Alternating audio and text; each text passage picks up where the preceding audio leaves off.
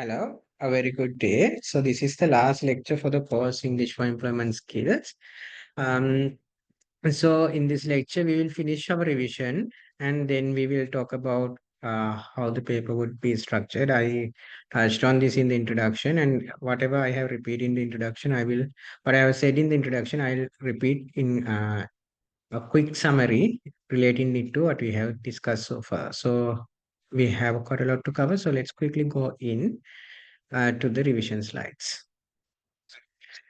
So one thing that you also need to keep in mind is that these questions, I would want you to write answers to, because even though I cannot check them, I will be giving you the structures and how you can write the answers. And if you write the answers and compare them against what I'm asking you to, I think that will be good practice for you as well.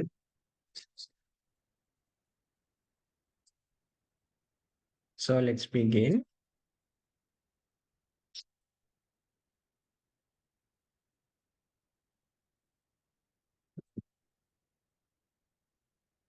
I'm going to share screen. Hang on a minute. Uh, uh, uh, 1 second.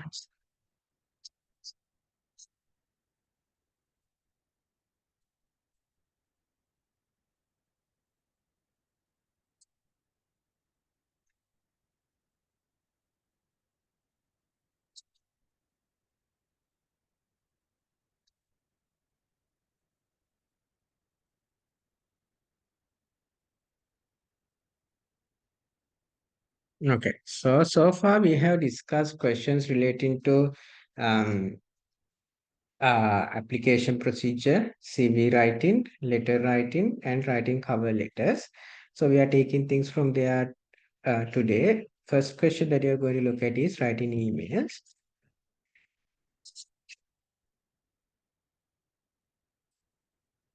Okay.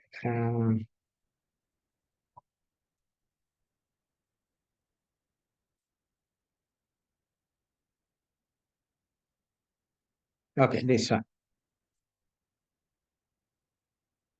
Right. So writing emails. So writing emails, as we have noticed before, writing emails is another important skill that you need to possess when you are working at a workplace, because email communications, as we discussed, have become one of the most important ways of getting in touch with people, because of the ease that they afford, and at the same time the quickness with which you can get the responses and the formality that is associated with emails, especially compared to other social media platforms. Emails are more formal, so they are considered as the most formal online communication method, that and also the most popular communication method that people use at workplaces.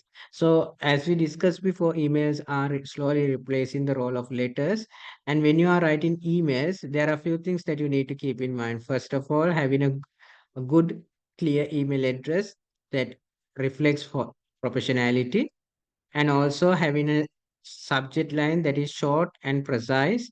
It has to capture what you have to say in a few words. So, for example, you cannot just have an subject line saying internet, which can be anything from internet services, internet access, internet uh, payments, or internet breakdowns, to anything relating to internet. But if you say updating the company internet service, or a breakdown of company internet services. So then it's specific, and it refers to a specific issue relating to internet. So it has to be therefore specific, and also you cannot go into so many details. You can't say a breakdown of internet services of the company from this day to this day, effect, um, and due to a power surge in the system. So no, that's an entire sentence. So it's mostly like the entire message, right? So therefore, we don't go into that much of detail. It's precise, it's up to the point, but it's also effective in a way that we can understand what is being there in the email message. So, and also subject line is to give people a glimpse into what they are going to read in the message, right? It's not the entire message.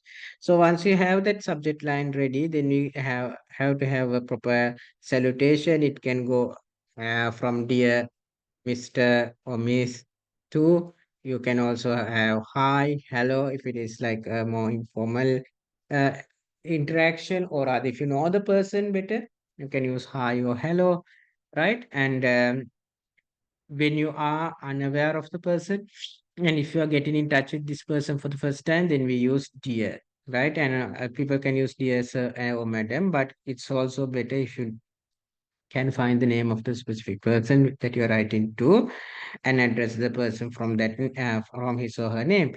But in cases when you cannot find this information, you can use dear madam or sir.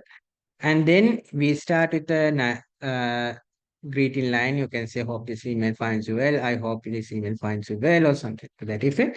And similar to any other professional communication, we delve into the objective of the email in the very beginning. So you can say, I'm this person writing to you with regard to this objective. Right, that is your introduction to the email, and then you go into the body, elaborate concerns, and remember, emails are not very long communications. You don't write pages. You can write five, six paragraphs max, right? So four is ideal, but you can go up to five, six if you want. And then you can use bullet points to order things. You can have lists, right? You can make it clear. You can use headings if need be, right? So as to make the email content clear and easy to understand. You can attach files, right? You can attach links if necessary, and then once you come to the end, you can thank the person and then close the email with a formal greeting. Thank you, best regards, or warm regards, kind regards, right? And your name, and you can have an email signature. You can create one, including your name, your position, your contact details. People sometimes, especially in academia, put their education, the highest education also, right?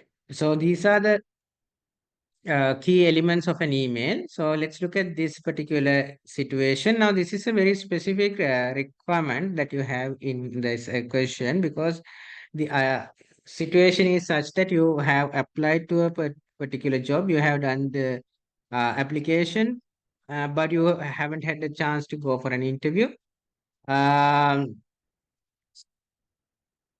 yes, the place that you have applied to is Continental Hotels, right? And the position that you have applied for is senior manager, right? So now they are offering you an interview, but the issue is that you have already secured another employment and you are no longer interested in uh, following through with this job opportunity. So you are requested to write an email responding to this invitation.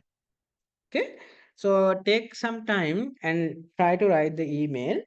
You can stop me here and do the email, and then you can play me from here.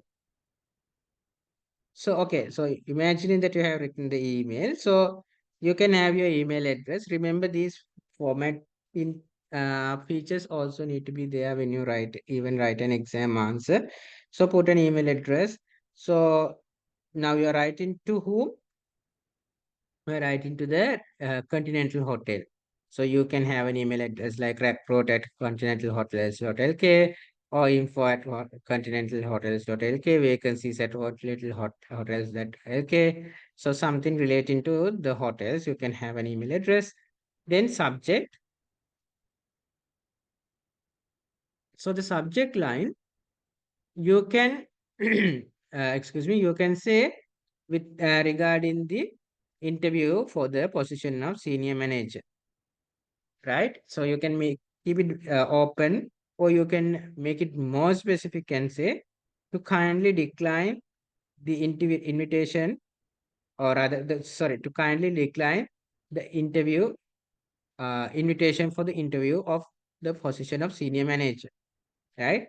Even if you say regarding the interview for the position of senior manager at a Continental Hotels, that's also enough, right? So then you start by saying, dear Mr. Whomever, because now you have received an email so or invitation from this hotel.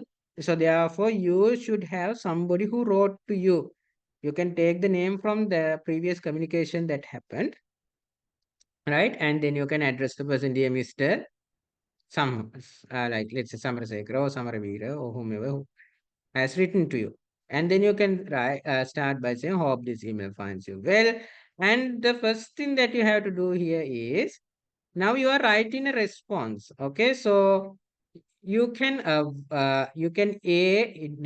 introduce yourself. You can say, I am this person. I am Chalana Vijayaratna, who has been invited to participate for the interview uh, uh, that will be held on this date, like let's say 20th June 2024, to hire uh, a senior manager for your hotel, right? So you can give that context. Okay, then you can say, thank you for inviting me, or thank you for giving me the opportunity or selecting me as a possible candidate for the interviews, right? So you have to thank them for following through with the application and like selecting you for an interview. That's an achievement, and that's therefore that they have also put effort into processing your application and selecting you. So please thank them in before refusing the offer. Then you can say, however, I regret to inform you that I have already secured another employment opportunity and therefore would not be participating for the interview, right? So you can write it in one sentence, or you can also write it in two sentences. You can say, however, I'm writing to inform you that I won't be participating for the above interview. I have already secured another employment opportunity and would not be willing to follow through with this, right?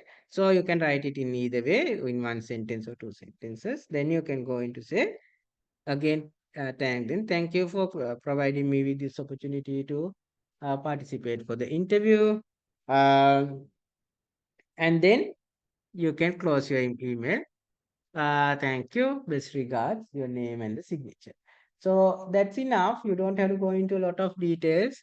You don't have to say you're so sorry that you can't join them, that how much of a loss for them and for you. You don't have to be so elaborate in that sense, right? So primarily what you have to do is to acknowledge the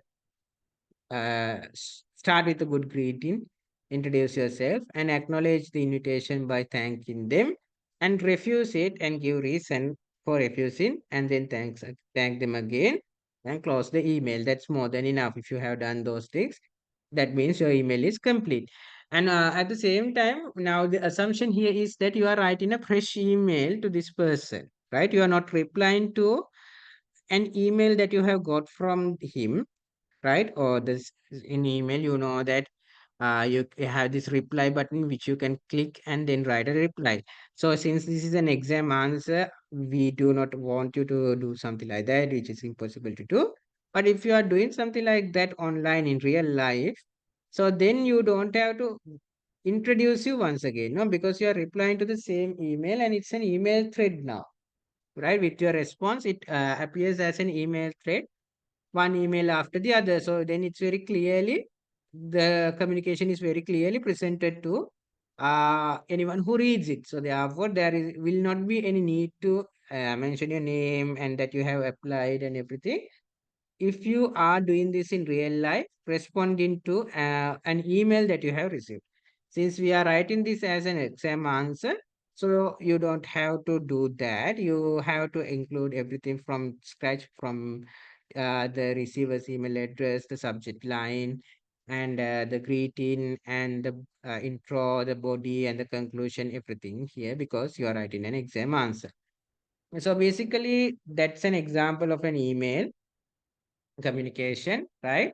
And the basic elements of an email are important, and you have to include them in your answer when you are writing it. Okay, so that's about emails. We will move on to the next question. This is the fifth question.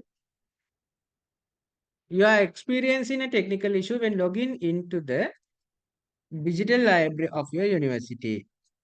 Write an email to the help desk of the IT department requesting help with this issue. So this is again a similar kind of an email. So now we wrote earlier an email to decline an offer.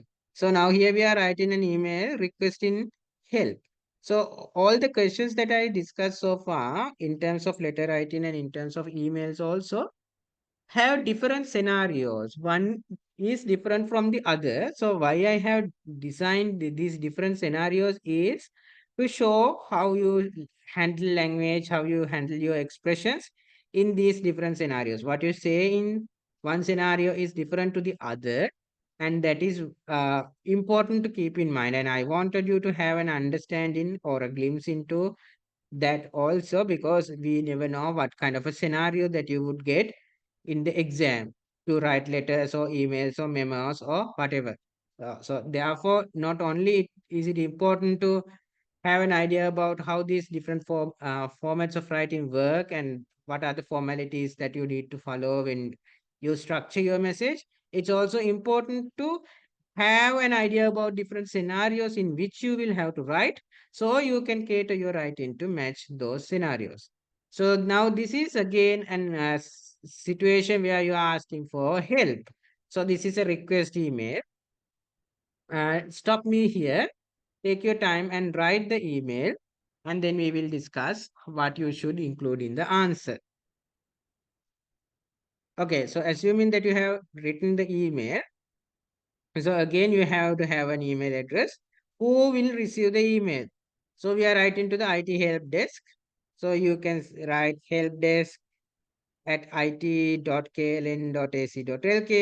or you can have help at it.lib.kln.ac.lk. You can create the email address as any way that you think fit. Remember, in your email address, just try to reflect the person to whom you are writing. Don't put like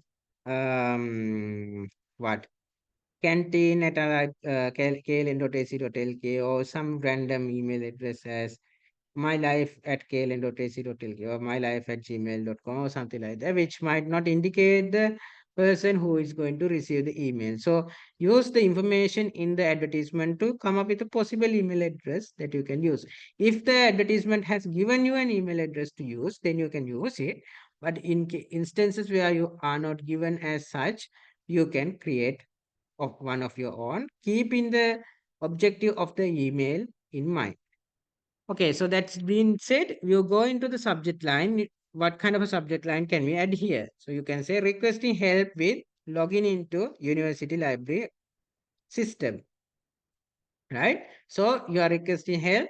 What are you requesting help for? You cannot log into the university library. So that is what you are requesting help with. So that is clearly mentioned in the subject line. Then you can, so now in this situation you might not know to whom you are writing, because IT help desk can have so many people and they will be replying to so many emails. So now it's a good idea here to keep your email salutation generic, because we actually don't know who will answer you.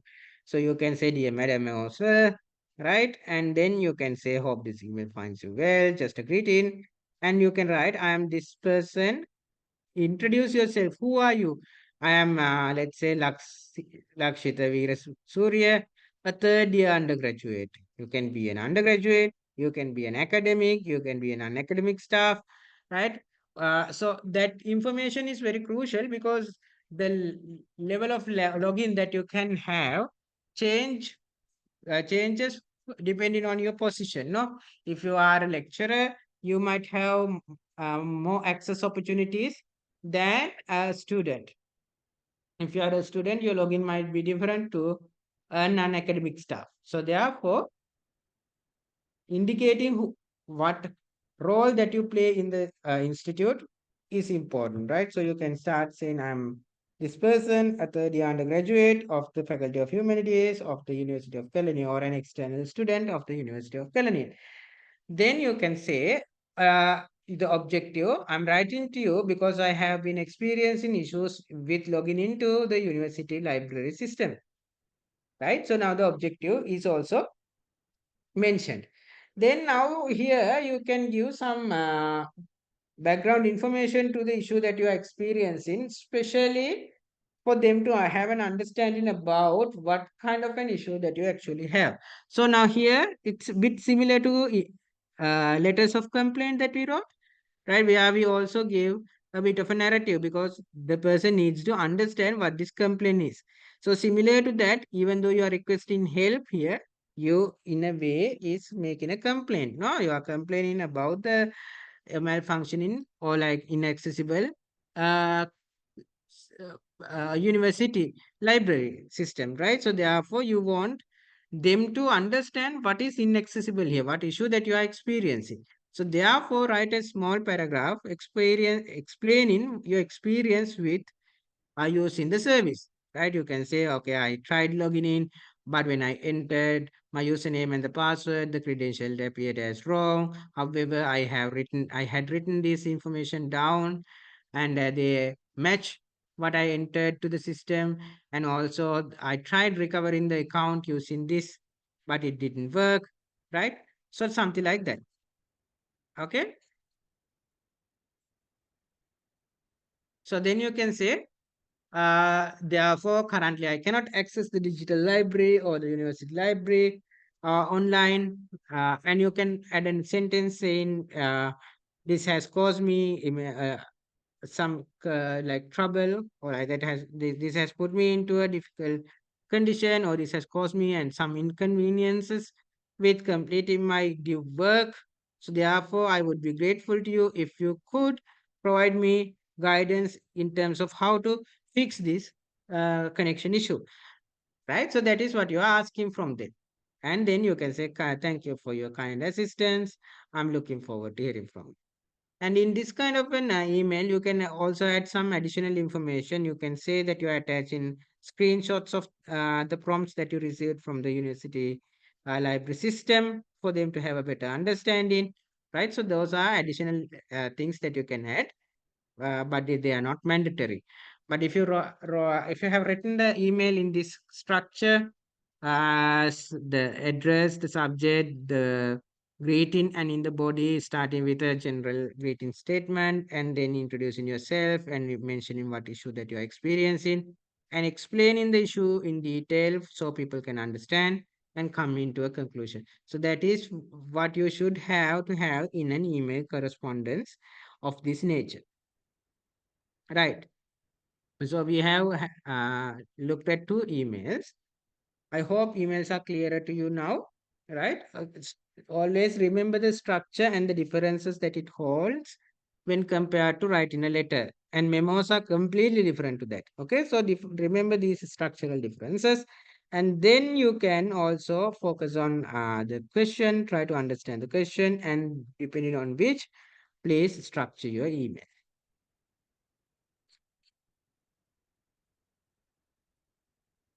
Okay, now we are trying to talk about how to write a memo. Okay. Uh, Once. Okay, so when we talk about memos, right? So remember we discussed that memos are like also important when it comes to professional communications. They are shorter communications that are written and passed inside an organization. Memos are mostly written for people who are inside the organization. Sometimes third parties can send in memos if they have been working with you. And memos are not meant to be like a lot detailed. They are very much concise than other forms of communication, and they directly address the relevant person, right? You have to find out the relevant person before drafting memos, right? And it has to be delivered to that particular person. And memos are also uh, written formally. The language structures that are used remain formal. And today, as I have told you before, emails are taking over memos. So therefore, most of the memos or memorandums or the messages that are sent through memos are now sent through emails.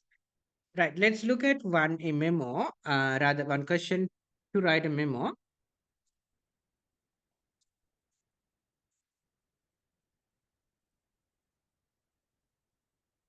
Okay, so this is the question, right? So read the question and and then you can write the memo. So you can stop me here, read the question and do the memo and then resume me. Okay. So imagining that you have written the memo, let's try to read the advertisement and understand. The IT help desk of the ABC company is planning to update the internet server of the marketing department. So there is an company called ABC.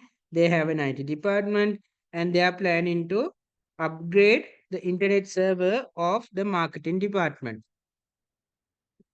Draft a memorandum to be sent to the marketing department. So the receiver here to be sent, which means who is going to receive it is the marketing department, and who is going to send this? It will be sent by the IT department, right? So from is the IT department, to is the marketing department. So then uh, informing the employees about the update and apologizing for any inconvenience in any interruptions this may cause. Right, that's your task. All right, so let's get into this. So you have to have a header. So a header includes to, from, date, and the subject. Right, so you can say now this prompt only has said the two departments. You might, if you want, you can add the person who is sending it. You can say head IT department, to whom the head marketing department, right? And then the date, what's the date, today's date, and the subject, uh, update of update in the marketing server, sorry, internet servers of the marketing department, right?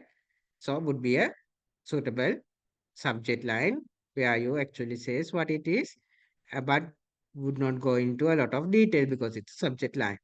And you can then go into the body. You can say, uh, you can start by stating the objective, right? You can say, this is with regard to the pending update of the internet servers used by the marketing department, right? And then you can go into explaining this. Uh, in the second paragraph, you can give a little bit of background. So you can say, the IT department. I'm just telling you one option. You can say the IT department has been updating the internet servers of the several departments of the different departments of the company during the last few months, and now we have decided to update the um, internet server of the marketing department. Or you can say, uh, with reference to the different complaints that we have received from the marketing department with regard to the capacity of the internet servers, the IT department has decided to upgrade the existing internet server of the marketing department to give uh, more storage capacity, right? So this is like the explanation, right? And then you can also towards the end of the explanation can have uh, a call to action. You can tell them, you can apologize them first. We profusely apologize for the inconveniences this may cause to the workflow of the department. We also request you to uh, complete your tasks, like, or complete your work before the start of the um, server update, so as to avoid any interruptions, right? So that can be a statement, or a rather call to action that they have to do, or a task statement. right? And then you can also go into the concluding paragraph where you uh, show that you are there to help them, right? Remember we discussed that in memos you come to a resolution conclusion, and especially in memos, when we send memos to get some work done, right? So therefore indicating that you are willing to compromise, or you are willing to work with this person who is receiving the memorandum to meet the goals is very important. So you can say therefore when you start your concluding paragraph, we are ready to, or we are eager to help you with preparing yourselves to selves for this impending internet update. Or you can also say we are willing to discuss this issue with you uh, during the next staff meeting before we go ahead with the update, or something like that, where you show that you are considerate of the other departments, their requirements, that you understand their lives, right? So that's very professional, especially in memos, to show that both of you are working through this and you are willing to be of as help to that other person, right? And then once you have that ready, you can close your memo, right? You can write your name and sign it, and then you can send it. Okay, that's the structure of a memo, right? Remember, you have the heading part correct. Remember, you have in your body, you have an introduction, you have an objective, right? And then a description of the specific issue or the specific concern about which you are writing. Then a task statement. Then you have to have uh, the concluding paragraph where you also come to a resolution where you indicate that you are with them, with the recipient of the memorandum in getting the work done, and then you close it. So that's the structure of a memo. And if you follow this structure, then I think it will be fine.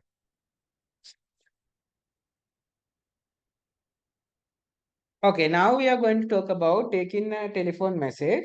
So we discussed telephone etiquette as a topic for this course, right? And we discussed that telephones are still very important for getting work done in a professional setting, because on a daily basis we receive a lots of telephone calls, right?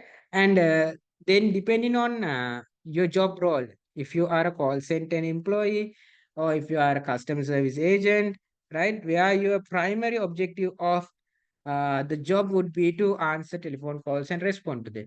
But even if that's not the case, you will have to uh, answer telephone calls, because you will be contacted by people via telephone at any point, right? And therefore, having the proper etiquette to handle telephone calls becomes important, right? And when we were talking about telephone etiquette, we talked about few things, right? We looked at personal and formal telephone conversations, how they differ, the language, tone, accent, the words that you pick, right? And how you answer a call, right? These things change. And we discuss in formal telephone conversations, we don't let the call ring for a long period of time. When we answer, we introduce ourselves. Uh, if it's an organization, we introduce the organization and ourselves who is speaking. This is why technological solutions. Uh, Kumara is speaking, right? So like that, and then you ask, "How may I help you?" You use formal vocabulary, right? And then uh, even uh, let's say you have to put someone on hold, you have to get the permission of that person before you put that person on hold. You can say, I need to find this information uh, before answering your question. Could I please keep you on hold until then, right? So once you get the permission, thank the caller, right? And also, when you want them to repeat something, you can ask them politely, "Can you please repeat it? I didn't catch it," right? And also, when you end the call, you wish the person a good day or a good uh, evening or whatever, a formal greeting before you end the call and thank the person for calling your company. We discussed how to handle difficult customers. We discussed that sometimes customers or the people who call you can be angry, can be upset, can be less cooperative, right? So this is where it's important to be more polite than before, right? I told you, even if the mistake is not in the part of your company, it's better to apologize. Like, I ensure that you will find a solution to their problem as soon as possible, right? Even if you are being misunderstood or misheard by the other person, because that's a very big possibility when the person who calls you is angry or upset, right?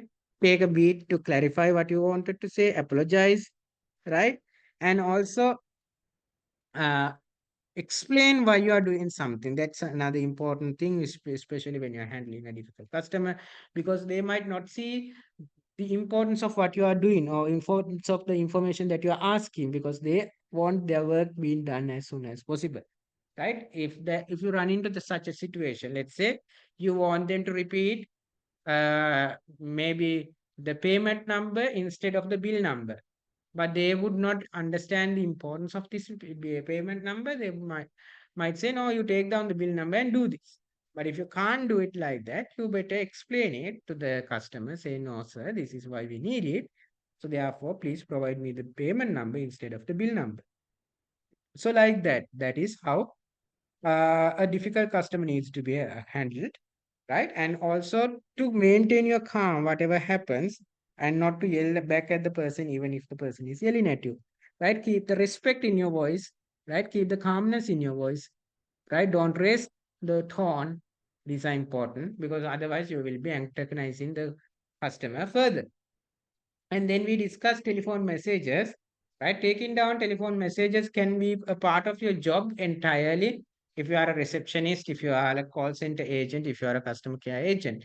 But sometimes, even if you are not employed in such a position or a related position, you might have to take down telephone messages for your colleagues, right? So when you are taking down a telephone message, what should you include? That is what we are going to look at now, right? So as I said before, there are no hard and fast rules in terms of what you have to definitely note down, but there are things like who took the call, right? And what's the organization, and uh, s- who spoke from the other side, and what is the objective of that call, right? When was that call made, right? And any actions that you need to take depending on the call. So these are like some of the key things that you can include, but it's not a hard and fast recommendation. You can think, or rather, when you listen to the telephone conversation or when you read, if you get it as an exam question, you might get a transcript, right? When you read it, try to understand what else would be important to be put into a message, right? So that is up to you to decide, read it and decide, but these basic features that I told you would be important. So let's listen to this telephone conversation.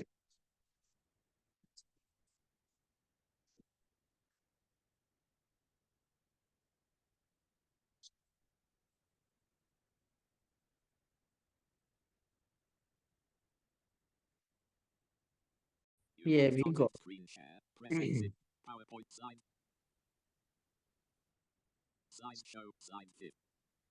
Okay, this one works. Now listen. Uh-oh. It's okay. Why is it okay?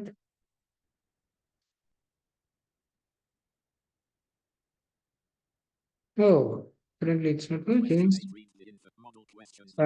Let's redo this and see. Um, Once again.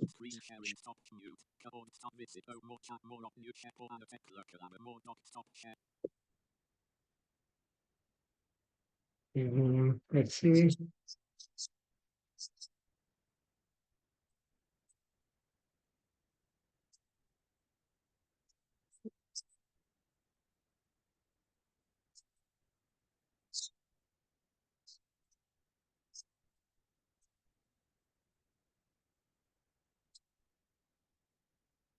One second. I'm trying to fix it. Reopen the file.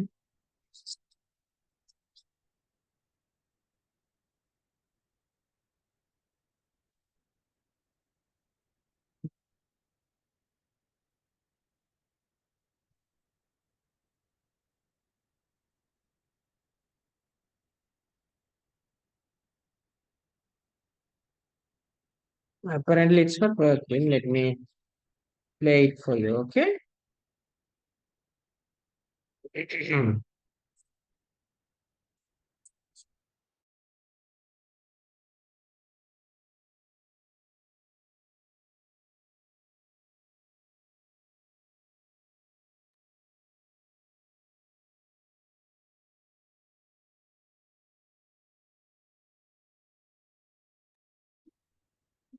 Okay. I think I figured that out. Let's share and play it.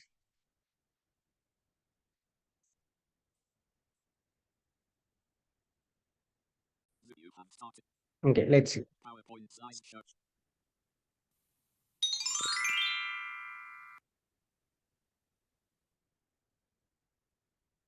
Listen to the conversation and fill in the missing information in the right place. Okay. So you don't have to fill in things. You listen to the telephone conversation and take down a telephone message for Professor White.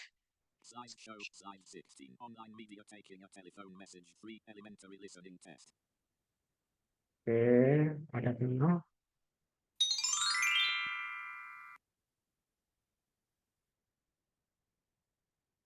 Listen to the conversation and fill in the missing information in the right place.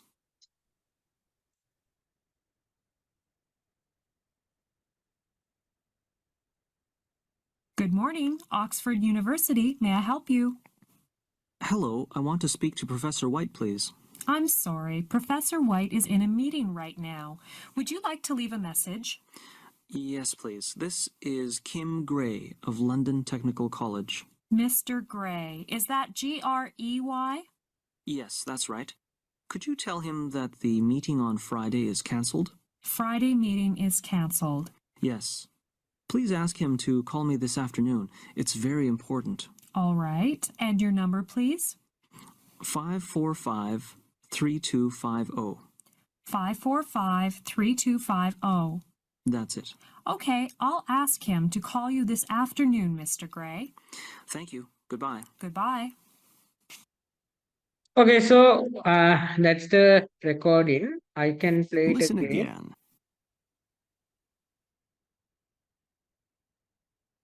Good morning, Oxford University. May I help you? Hello, I want to speak to Professor White, please. I'm sorry, Professor White is in a meeting right now. Would you like to leave a message? Yes, please. This is Kim Gray of London Technical College. Mr. Gray, is that Grey? Yes, that's right. Could you tell him that the meeting on Friday is cancelled? Friday meeting is canceled. Yes. Please ask him to call me this afternoon. It's very important. All right, and your number, please? 545 3250. 545-3250. That's it. Okay, I'll ask him to call you this afternoon, Mr. Gray. Thank you. Goodbye. Goodbye. Okay. So now, few things that you can take from here. The call Listen is again. received. Okay. We don't need to listen again. The call is received by the University of Oxford, right? So the institution is University of Oxford. Unfortunately, we don't have the person who answered the call, the name of the person who answered the call. So ideally, it should be there, but it's absent. So let's let go of it. And then the caller's name is Mr. Kim Gray, and the caller's institution we know, London Technical College. And what's the message? We can include the message. A Friday meeting is cancelled. Call Kim Gray back, right, in the evening. And then, so we have the contact details for Kim Gray, we have a phone number, right? And then you have to include this other information, the receptionist name who took the call, that wasn't called us, but you can come up with a name and add it there, and also the date, right? When the call was answered and the time, right? These things are important to go into a telephone message. And telephone messages are, as I said before, customizable. Like you include the information that you have. If you don't have the relevant information, you let those um, categories out from your um, telephone message because the information is not given to you. Right. So then that is a telephone message. And then uh,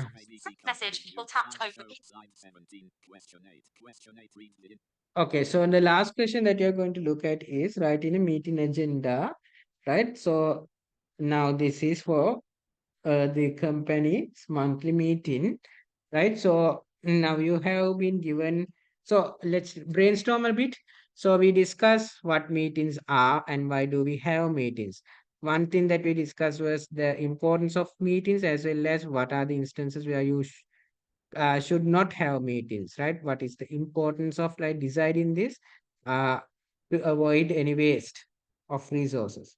And then we looked at online meetings and like why they are difficult and what we can do to like make them more effective. And then we discuss the steps of arranging a meeting, right? From understanding or identifying the objective of meeting to identifying the people who are required for the meeting, and then designing the agenda and getting the approval for the agenda, and finally circulating the agenda to start in a meeting. Then we discussed the meeting agendas, right? We discussed that they work as a map for the meeting, and they uh, give us a timely breakdown of the activities that will be carried out during the meeting according to the meeting objective, right? And we can arrange them according to the time duration, right? What happens first and then second and third. We can include the events, and we can also include the names of people who are responsible if there are such instances. And finally, uh, specifically rather, you have few things that you need to include. For example, in meetings, we do roll calls, we read the meeting minutes of the previous meeting, we get them seconded, right? So these things need to happen early on before you go head into the main meeting. Once the at the end of the meeting chairperson needs to like address and thank people for participating in the meeting, and that can be the conclusion of the meeting. And these things need to go into the agenda with time breakdowns and if need be with responsible people. And finally, once we are done with that, so we have a solid agenda which we can send around to the relevant parties and get feedback and edit it and put it out as the final agenda for the meeting. So once that is done, uh, you can then go into holding the meeting. We discuss how to hold a meeting, the role of the chairperson, right? And the importance of starting on time, like, and also we even during the meeting, how to manage time in the meeting, how to acknowledge different opinions in a meeting, and also we discussed how to, uh, let's say, like when you when you run into difficult situations. For example, let's say you have so many things to discuss in your agenda, but so little time. So then what do you do? We discuss that. Then you can talk to the colleagues or the other people who attend the meeting and ask what do they want to do, whether they want to like go for another meeting or finish everything in, and if they want to finish everything in this meeting, whether they can stay long or whether they will cut down the discussion times. So like then these are negotiations that you need to make with your participants as the chair, right? Because chair is not a dictator, he or she doesn't make decisions only by themselves. So now once the meeting is done, then we prepare meeting minutes, right? Meeting as much as the agenda was the preamble or the pre-document that you develop before you start the meeting. Meeting minutes are the is the document that you prepare after you finish the meeting, including everything that you need. discussed in the meeting, but briefly, right? You don't go into so many details. Agenda meeting minutes are not like 5-10 pages long, right? You precisely but accurately reporting what has happened in the meeting minutes. So you can design any structure that you want. You can write in paragraphs, or you can use tables or whatever that you think is appealing, and then organize events according to some logic, right? In which they happen, and give information which is important, like the decisions, and if there are people who have been responsible for certain actions, so those things you need include. And once the meeting minutes are prepared, you have to include your name as the person who prepared the meeting minutes and sign it off. And these minutes are shared with other participants who were in the meeting before finalizing and filing in. So finally, these meeting minutes will become the sole source of records that you have for whatever you have done in staff meetings or other meetings in the company.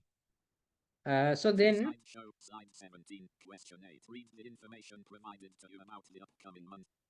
right. So now I have given you Your agenda.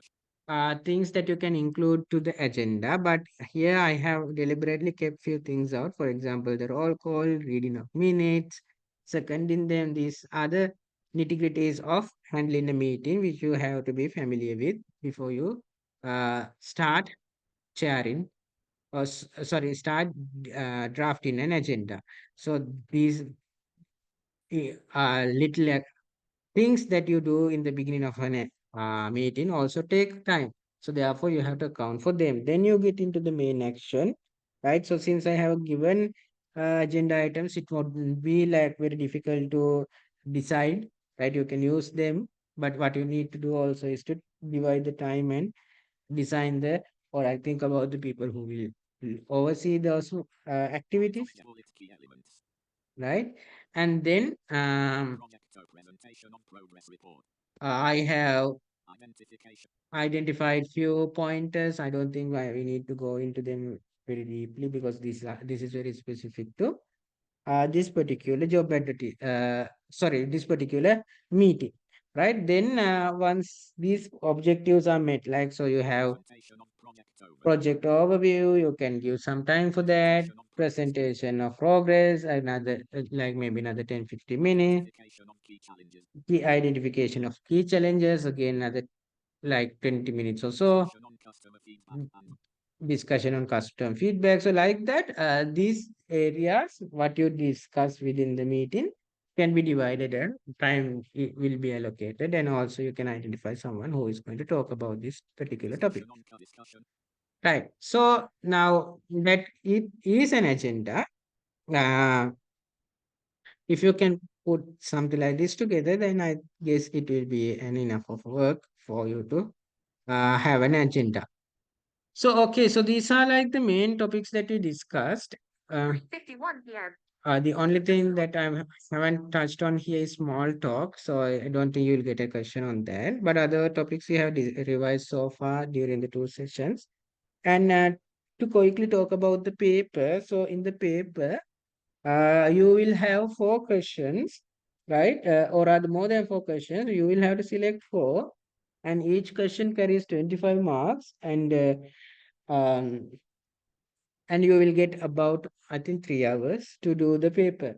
And when you select questions, make sure that you are aware of these particular genres that you're going to write about, you know, the formatting, the structure, and things like that. And then make sure you understand the question, right? What they're asking for. If it is unclear, don't try the question, right? And then plan it according to whatever we have learned, and then execute it. Will be fine. Uh, then, especially in terms of the exam, make sure you keep your language clear. Don't try to use a lot of unnecessary word, right? Make sure you state your objective of the writing in the very beginning, right? Keep it English simple and correct rather than making a lot of errors, trying to use a lot of unnecessary words, right? So I think that is the end of this course. I hope you understood these different genres. And if you need any clarification, you can write to me. And thank you for joining for these sessions. I hope you got some understanding about professional writing through that. So thank you very much once again, and yeah, wish you all the best. Thank you. Screen sharing stop. End meeting. Leave me. End meeting.